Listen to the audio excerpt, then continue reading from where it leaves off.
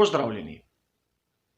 Pred nami je že 11. tedenski komentar novic, zadnji pred predvidenim začetkom sezone 2020, pa poglejmo, kaj se je zanimivega zgodilo.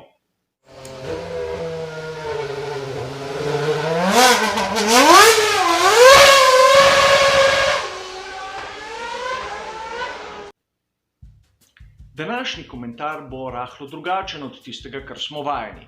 Namreč tudi tokrat bodo novice ločene na posamične sklope, a v vsakem sklopu bo lahko zajetih več novic. To zaradi tega, ker se ena lepo navezuje na drugo in tudi navezujejo se ponavadi na tiste teme, kateri smo že obdelali.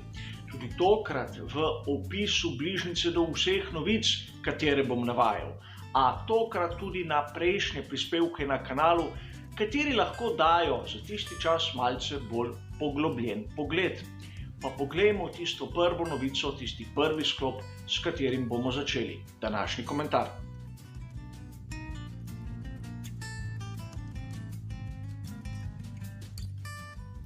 Finančno stanje ekipe Williams je bila v preteklih mesecih izjemno pogosta tema pri vseh medijih, kateri se ukvarjajo s Formulo 1.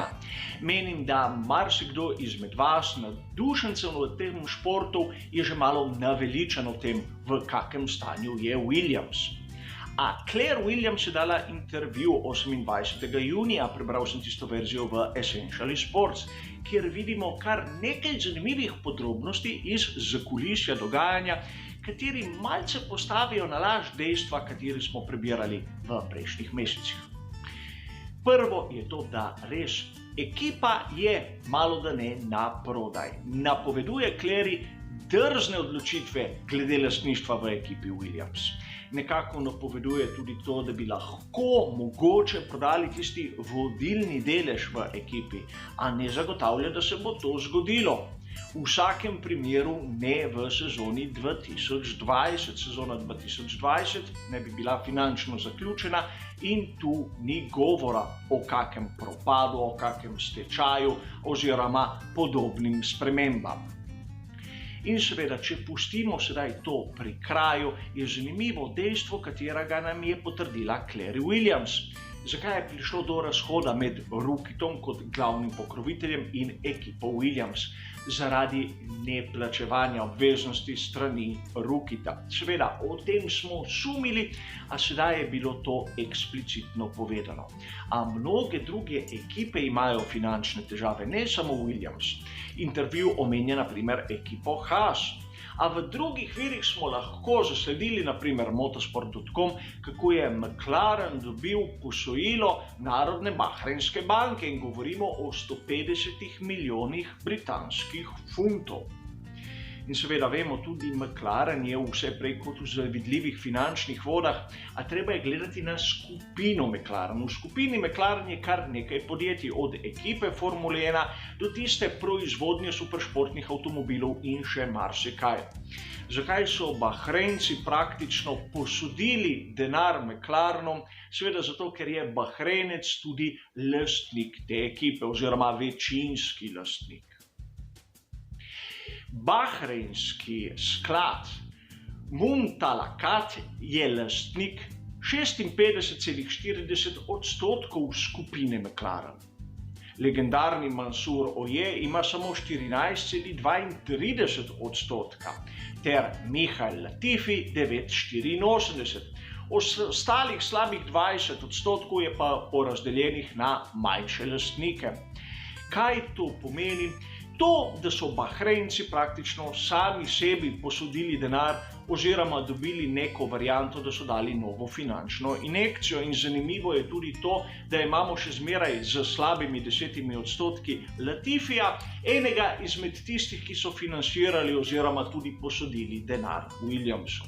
Torej, nič se ni spremenilo, vse je normalno in mislim, da tej poslovneži vidijo priložnost v Formuli 1. A videli bomo seveda, kako se bodo stvari razvile.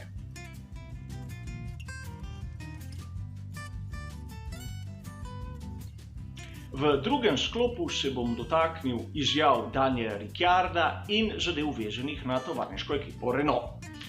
Daniel Ricciardo je na začetku povedal, da po njegovem Renault letos je zmanjšal zaostanek do tistih najboljših. In z najboljšimi je verjetno mislil Red Bull, Mercedes pa Ferrari. Zmanjšati zaostanek, kaj pomeni, ne vem, to je verjetno lahko tudi malce izjava bolj za stike z javnostjo, malce olepšena. A vseeno, moje osebno mnenje je, da tisto, kar so pokazali vsaj na slikah pri Renaultu, je najbolj ekstremna rešitev v tej čudni sezoni 2020. In priznam tudi prejšnjo sezono. 2019 so imeli na oko zanimive rešitve, katere pa v resnici niso delovale na progi. Ukolikor bodo letos delovale, mislim, da bomo imeli kaj videti. A treba je počakati prve proste treninge, prve kvalifikacije in prvo dirko. Po drugi strani še en delček sestavljanke je šel na mesto pri tovarniški ekipi Renault. Sergej Sirotkin je uradno rezervni voznik za sezono 2020. O tem sem naredil poseben prispevek predtem, ko je bil še velik vprašaj pri tovarniški ekipi Renault. No, sedaj imamo tudi to mesto zapolnjeno. A ne smemo mimo tiste izjave, katera se je nekako odbila od Daniela Ricciarda. Ukolikor se spomnite tistega našega skupnega druženja iz zadnje nedelje, sem omenil, da je Daniel Ricciardo bil izjemno skeptičen do dirke v Mugellu. Povedal je že takrat za italijanski medij Autosprint, da se mu zdi proga preozka za sodobne bolide. In seveda o tem smo diskutirali, vsak je povedal svoje mnenje, v večini smo se s tem strinjali. Problem je, da je uraden vir kot motosport.com to novico povzel oziroma Daniel je lahko ponovil tudi drugič. In seveda, to je nekako v nasprotju s tistim, kar beremo v Autosprintu, kjer je skoraj uradno, da bo Mugello druga italijanska dirka. Mugello, da vam še enkrat spomnim, je v lasti Ferrarija in tu ne bi praznovali 1000. dirko. A če bo dirka dolgočasna, ne vem, kako praznovanje bo.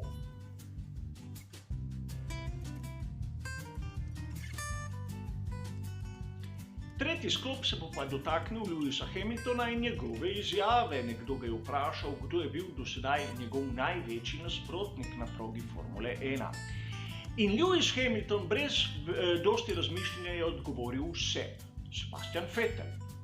In Lewis Hamilton v svoji karieri je imel kar nekaj moštvenih kolegov, kateri so bili izjemno trd oreh kot nasprotniki. In tu govorimo o Fernando Alonsu, govorimo o Niku Rosbergu, naprimer o Jensenu Buttonu in še o marsikoga drugega bi lahko našli. A ne, Lewis Hamilton je zbral Sebastiana Vettela. Tu je treba poudariti še eno zanimivost.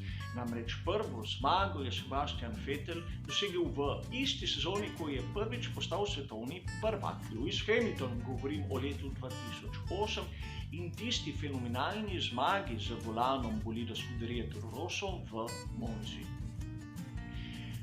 Poudariti hočem dejstvo, da v trenutku, ko so vsi kritični do Sebastiana Vettela, mu je Lewis Hamilton dal izjemno veliko priznanje.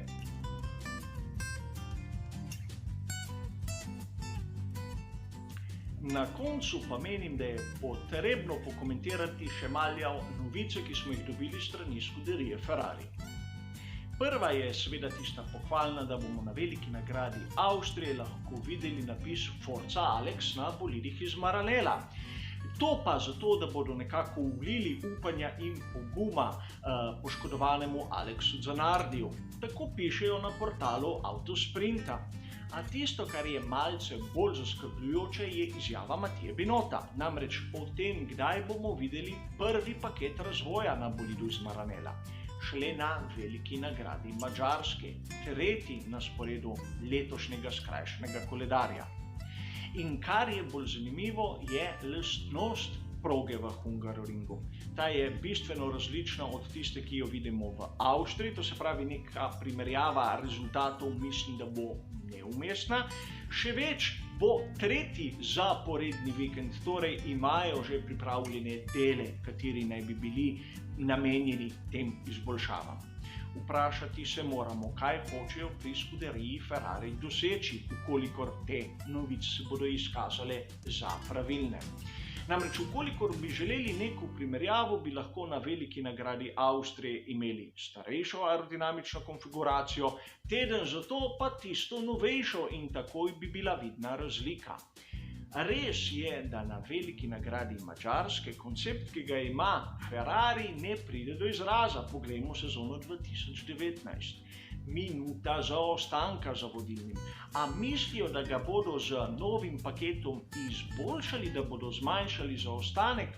Ne vem, mislim, da bi bilo boljše se koncentrirati na tiste dirke, kjer so močni. In ukolikor SF1000 ne bo konkurenčen na prvih dveh avstrijskih dirkah, mislim, da v sezoni 2020 bo malo upanja za osvojitev naslova svetovnega prvaka, tako med konstruktorji kot med vozniki. A bomo videli, mogoče gre samo za ukano in Mattia Binotto pravi tisto, kar bi si želeli nasprotniki slišati. Bomo videli kmalu, dirka je pred vrati. To je bil zadnji del tega komentarja. Vidimo se drugi teden z novimi novicami. Hvala za vašo pozornost in seveda nasvidenje.